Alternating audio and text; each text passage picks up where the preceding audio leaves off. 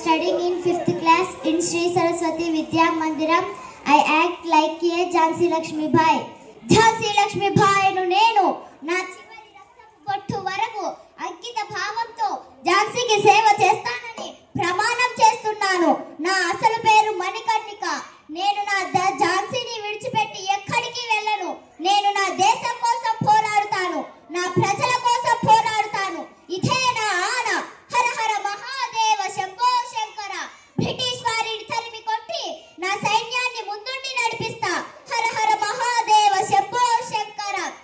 ఒరే దృష్టుడా, నీచుడా, నా భారత జాతిని బానిస జాతి అంటావరా నీచుడా. ఈ ఘట్ట